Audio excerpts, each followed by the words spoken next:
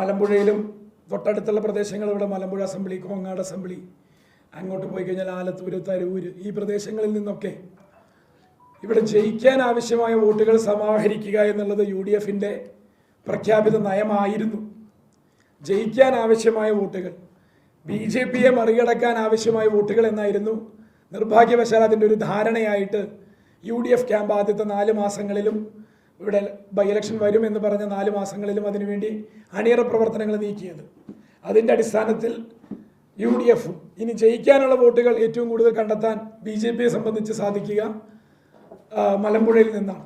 അവർ 2ാം സ്ഥാനത്തുള്ള ഒരു അസംബ്ലിയാണത്. അവിടെ നിന്ന് BJPയും വൻതോതിൽ വോട്ടുകൾ ചേർത്തിട്ടുണ്ട് എന്നുള്ളതൊരു സത്യമാണ്. ആ സത്യത്തിൻ്റെ കണക്കുകളാണ് പരാതിയുടെ രൂപത്തിൽ പാർട്ടി സെക്രട്ടറി ഇന്നലെ പത്രസമ്മേളനത്തിലോ അല്ലാതെയോ ഒക്കെ നിങ്ങളോട് അറിയിച്ചിരിക്കുന്നത്. ആ പേരുകൾ ആരാണ് എന്നും ആ ഇരട്ട വോട്ടുകൾ എങ്ങനെയാണ് എന്നുള്ളതുമൊക്കെ വരും ദിവസങ്ങളിൽ ചർച്ചയാകും. ഒരേ പേരിൽ 2 അസംബ്ലിയിൽ ഒരാൾക്ക് തന്നെയാണ് വോട്ട്. അത് ഒരേ വോട്ടർ ID-യിലും വ്യത്യസ്ത വോട്ടർ ID-യിലുമൊക്കെയാണ് എങ്കിൽ അതിന് കൂട്ടുനിന്നവരാരാണ്, എങ്ങനെയാണത് സംഭവിച്ചത് എന്നുള്ളതടക്കം ഉള്ള കാര്യങ്ങൾ മറനീക്കി പുറത്ത് കൊണ്ടുവരികയും പിന്നീട് ഇപ്പോൾ ഈ പ്രതിപക്ഷ നേതാവ് പറഞ്ഞ പോലെ അവർക്കുള്ള വോട്ടവകാശം പ്രതിപക്ഷ നേതാവ് വാങ്ങിക്കൊടുക്കേണ്ടതല്ല, നിയമപരമായ സാധ്യത എന്താണ് എന്ന് കോടതിയിലേക്ക് കേസ് പോയാൽ കോടതിയാണ് തീരുമാനിക്കേണ്ടത്. പ്രതിപക്ഷ നേതാവ് കോടതിയല്ല വിധി പറയാൻ. അതുകൊണ്ട് തന്നെ ജനങ്ങളുടെ അവകാശം സംരക്ഷിക്കപ്പെടണം, അതിലൊരു തർക്കമില്ല. പക്ഷെ അതിൽ കൈകടത്തിയവർ, കൈയിട്ട് വാരാൻ ശ്രമിച്ചവർ ആരാണെങ്കിലും ആ കൈ ജനങ്ങൾ കയ്യോടെ പൊക്കും എന്നുള്ളതിന് ഒരു തർക്കവും ഇല്ല. അപ്പോൾ ഏത് ചിഹ്നത്തിന് വോട്ട് ചെയ്യാൻ വേണ്ടിയാണ് ആളുകളെ കണ്ടെത്തിയത്, അത് BJP ആണെങ്കിലും കോൺഗ്രസ് ആണെങ്കിലും, തെളിവ് സഹിതം പരാതിയുമായി മുന്നോട്ട് പോകാൻ സാധിക്കുന്ന പക്ഷം അങ്ങനെ തന്നെ മുന്നോട്ട് പോകും. ഒരു 10 പേരെ ഷോർട്ട് ലിസ്റ്റ് ചെയ്തിട്ട് അതിൻ്റെ നടപടിക്രമങ്ങൾക്കായിട്ട് പാർട്ടി അതിൻ്റെ സംവിധാനങ്ങളെ ചുമതലപ്പെടുത്തിയിട്ടുണ്ട്. അത് 10ഉം ഇങ്ങനെയാണെന്ന് തെളിഞ്ഞു കഴിഞ്ഞാൽ ബാക്കിയുള്ളതിൻ്റെ ഉത്തരവാദിത്തം കൂടി തെരഞ്ഞെടുപ്പ് മെഷീനറിക്ക് കൈമാറും. അതിൻ്റെ നിയമപരമായ വഴികളിലേക്ക് നമ്മൾ പോവുകയും ചെയ്യും. കോൺഗ്രസിൽ കൂടുതൽ പേര് പുറത്തു പോവുകയാണ്. ഇന്ന് മഹിളാ കോൺഗ്രസിന്റെ ജില്ലാ സെക്രട്ടറി കൃഷ്ണകുമാരി എന്ന് പറയുന്ന ഒരു മഹിളാ കോൺഗ്രസിന്റെ നേതാവ്, ജില്ലയിലെ ഒരു പ്രധാനപ്പെട്ട നേതാവ് കൂടി കോൺഗ്രസ് വിട്ടു. അത് പാർട്ടിക്കുള്ളിൽ നിന്ന് വലിയ അവഗണന നേരിട്ടു എന്നാണ് അവർ പറയുന്നത്. നേരത്തെ ഷാനിബ് പറഞ്ഞത്, ഒപ്പം തന്നെ പുറത്തുപോയ മണ്ഡല സെക്രട്ടറിമാരും മണ്ഡല പ്രസിഡന്റുമാരെല്ലാം പറഞ്ഞത്, വാർഡ് മെമ്പർമാരൊക്കെ ഇതേ അഭിപ്രായമാണ്. ഇന്ന് കൃഷ്ണകുമാരി പറഞ്ഞിരിക്കുന്നത് അത് തന്നെയാണ്. വലിയ തരത്തിൽ അവഗണനയാണ്, ഏകാധിപത്യമാണ് ഷാവിയുടെ, അത് പ്രവർത്തി മുമ്പോട്ട് പോകാൻ പറ്റില്ല, അതുകൊണ്ട് പാർട്ടി വിടുന്നു എന്നാണ് കൃഷ്ണകുമാരി പറഞ്ഞത്. ഈ കാര്യങ്ങൾ, ഈ ഒരു രാഷ്ട്രീയ വിഴുപ്പൽക്കലിന് ഞാൻ ഇതൊരു വേദിയാക്കാൻ ഉദ്ദേശിക്കുന്നില്ല. ഞാൻ അന്നും ഇന്നും കൃത്യമായി പറയുന്നു, പാലക്കാട് കോൺഗ്രസിനെ സ്വന്തം വരുതിയിലാക്കാൻ കുറച്ചുപേർ ചേർന്ന് ശ്രമിക്കുമ്പോൾ കോൺഗ്രസ് ആണ് ഇവിടെ ഇല്ലാതെയായത്. ഈ സത്യം പത്രക്കാർക്ക് ഇനിയും മനസ്സിലായിട്ടില്ലെങ്കിൽ അത് 23-ന് മനസ്സിലാകും. എനിക്ക് തോന്നുന്നു പത്രക്കാർക്ക് മനസ്സിലായിട്ടുണ്ട്, പക്ഷേ പരിമിതികളുണ്ട് നിങ്ങൾക്ക്. അത് ജനങ്ങളോട് പറയുമ്പോൾ ജനങ്ങൾ അതിന് വിശ്വസനീയമായ കാര്യങ്ങൾ മുമ്പിൽ ഉണ്ടാകണമല്ലോ. ഒരുപക്ഷെ ഈ രാഷ്ട്രീയ റിസൾട്ടായിരിക്കാം, ഈ തെരഞ്ഞെടുപ്പ് റിസൾട്ടായിരിക്കാം വിശ്വസനീയമായിട്ടുള്ളതിൻ്റെ ആദ്യത്തെ തെളിവ്. കോൺഗ്രസ് ജനങ്ങളിൽ നിന്ന് അകലുകയാണ്. പൊതുപ്രവർത്തന രംഗത്ത് കോൺഗ്രസ്സുകാരൻ എന്നുള്ള മേൽവിലാസം അധികാരത്തിന് വേണ്ടി മാത്രം തേടുന്നവരാണ് കോൺഗ്രസ്സായി പ്രവർത്തിക്കുന്നവർ. എന്നാൽ കോൺഗ്രസ് വികാരം ഉൾക്കൊണ്ടുകൊണ്ട് നിൽക്കുന്ന ഒരുപാട് അനുഭാവികൾ ഇതിനകത്തുണ്ട്. എന്താണ് കോൺഗ്രസ് എന്നുള്ളതിൻ്റെ സത്യസന്ധമായ ഒരു അനുഭവമുള്ള അവരെ ആരും തന്നെ കണക്കാക്കുന്നില്ല, കോൺഗ്രസ്സുകാരായി പോലും കണക്കാക്കുന്നില്ല.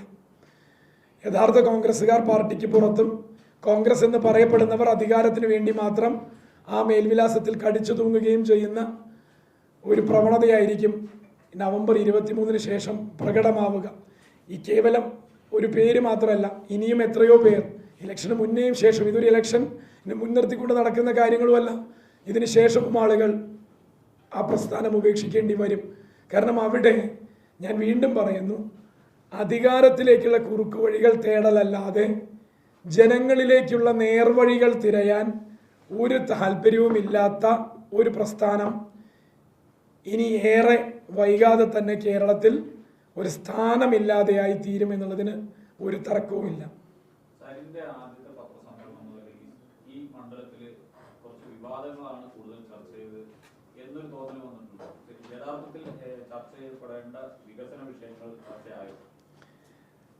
ഞാൻ ആ പത്രസമ്മേളനത്തിന് ശേഷം വിവാദങ്ങളെ ഞാനായിട്ടൊന്നും തന്നെ എൻ്റെ ഭാഗത്ത് നിന്ന് ഒരു വാക്കുപോലും പ്രചരണത്തിൻ്റെ ഭാഗത്ത് പറഞ്ഞിട്ടില്ല.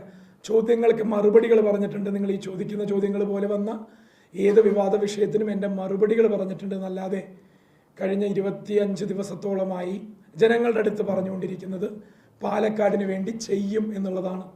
ചെയ്യും എന്നുള്ള 2 അക്ഷരങ്ങൾ പറഞ്ഞ് ആ ഒരൊറ്റ വാക്കാണ് പാലക്കാടിന് കൊടുക്കാനുള്ള വാക്ക് എന്ന് പറഞ്ഞാണ് ഓരോ കോർണർ മീറ്റിങ്ങുകളിലും എല്ലാവരോടും സംസാരിച്ചു കൊണ്ടിരിക്കുന്നത്, ജനങ്ങളിലേക്ക് എത്തിക്കുന്നതാണ്. നേരെ മറിച്ച് മാധ്യമങ്ങൾ വന്ന് ചോദിക്കുന്നത് എപ്പോഴും ഇത്തരം പരാമർശങ്ങളുമായി ബന്ധപ്പെട്ടിട്ടുള്ള മറുപടികളോ അല്ലെങ്കിൽ കാര്യങ്ങളോ ആയിരിക്കും. ജനങ്ങളോട് പറഞ്ഞുകൊണ്ടിരിക്കുന്നത്, കമ്മ്യൂണിക്കേറ്റ് ചെയ്യപ്പെടുന്നത് ജനങ്ങൾക്ക് മനസ്സിലാകുന്നുണ്ട്. പോയി കാണുന്ന പ്രദേശങ്ങളിൽ നിന്ന് കിട്ടുന്ന അഭിപ്രായങ്ങളെ എല്ലാം കൂടി സ്വരുക്കൂട്ടിയാണ് നമ്മളൊരു മാനിഫെസ്റ്റോ തയ്യാറാക്കിയിരിക്കുന്നത്.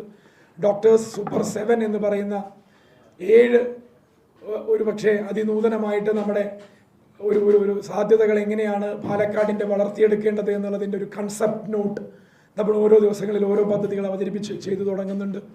ബൃഹത്തായ പാലക്കാട് എങ്ങനെ മാറണം, പുതിയ പാലക്കാട് എങ്ങനെയായിരിക്കണം എന്നുള്ളതിന് വേണ്ടി വളരെ വലിയ രീതിയിൽ തന്നെ നമ്മൾ ആളുകളിൽ നിന്ന് അഭിപ്രായം ശേഖരിച്ച് ആളുകളോട് കമ്മിറ്റ്മെൻ്റായി ഇത് വാക്കാണ് എന്നും അധികാരത്തിലുള്ള ഇടതുപക്ഷ സർക്കാരിൽ നിന്ന് 13.5 കൊല്ലം കൊണ്ട് പാലക്കാടിന് നഷ്ടപ്പെട്ടു പോയത് ഏകദേശം 5000 ദിവസങ്ങളാണ്. 5000 ദിവസങ്ങൾ നഷ്ടപ്പെടുത്തിയ പാലക്കാടിന് മുന്നിൽ ഈ ഉപതെരഞ്ഞെടുപ്പിലൂടെ ജയിച്ചു വരുന്ന ഒരാൾക്കിനി ഏറിയാൽ 500 ദിവസങ്ങളാണ് ജനപ്രതിനിധി എന്നുള്ള രീതിയിൽ പെർഫോം ചെയ്യാൻ പറ്റുക. 5000-ന് പകരം 500 ദിവസങ്ങൾ കൊണ്ട് ചെയ്യാനുള്ളതൊക്കെ ചെയ്ത് തീർക്കുമെന്നും ചെയ്ത് കാണിക്കും എന്നും ജനങ്ങളോട് പറയുന്ന പോസിറ്റീവ് പൊളിറ്റിക്സ് ആണ് നമ്മൾ പറയുന്നത്. അതിൽ കാർഷിക വിഷയങ്ങൾ മുതൽ കായിക മികവിനെ അടയാളപ്പെടുത്തുന്നതും കൽപ്പാത്തിയും നമ്മുടെ ഗ്രാമങ്ങളും അതിൻ്റെതായ തനത് പൈതൃകങ്ങളും സംരക്ഷിക്കുന്നതും, നമ്മുടെ രുചിയാവട്ടെ, നമ്മുടെ പാട്ടാവട്ടെ, നമ്മുടെ ജീവിതത്തിൻ്റെ രീതികളാവട്ടെ, അതിനെയൊക്കെ ലോകത്തിന് മുന്നിൽ കാഴ്ചവെക്കാൻ ഷോക്കേസ് ചെയ്യാൻ പറ്റുന്നത് പോലെയുള്ള കാര്യങ്ങൾ, നമ്മുടെ കുട്ടികളുടെ ടാലൻറ്റുകൾ, ആ ടാലൻറ്റ് മാപ്പ് ചെയ്യപ്പെടുക, അവർക്കൊരു മെൻറ്ററിങ് ഹബ് ഉണ്ടായി അവരെ പുതിയ ലോകത്തേക്ക് എക്സ്പോസ് ചെയ്യുക എന്നുള്ളതിൻ്റെയൊക്കെ എല്ലാ സാധ്യതകളും തന്നെയാണ് ജനങ്ങളോട് കമ്മ്യൂണിക്കേറ്റ് ചെയ്യുന്നത്. നിർഭാഗ്യവശാൽ ഈ പറയുന്നത് പോലെ എനിക്ക് തോന്നുന്നു മാധ്യമങ്ങൾ കൂടി ശ്രദ്ധിച്ചാൽ ഈ വിഷയങ്ങളെ തിരികെ വികസനത്തിൻ്റെയൊക്കെ എത്തും. മുഖ്യമന്ത്രി 16-നും 17-നും വരുന്നതും 6 പൊതുയോഗങ്ങൾ നടക്കുന്നതും അതിനു വേണ്ടിയാണ്. എന്താണ് പാലക്കാടിന് വേണ്ടി ചെയ്യാൻ സാധിക്കുക എന്നുള്ള കമ്മിറ്റ്മെൻറ്റ് പറയുന്നതിന് വേണ്ടിയാണ്. അപ്പോൾ അതോടുകൂടി തന്നെ എനിക്ക് തോന്നുന്നു വിവാദങ്ങൾക്കെല്ലാം ഒരു അവസാനമിടാൻ, അതിൻ്റെ പുറകെ പോകാൻ മാധ്യമങ്ങളും കൂടി ഒന്ന് അവസാനിപ്പിക്കാൻ ആത്മാർത്ഥമായി ശ്രമിച്ചാൽ നമുക്ക് ജനങ്ങളെ കൃത്യമായി തിരികെ ഈ ട്രാക്കിലേക്ക് കൊണ്ടുവരാം.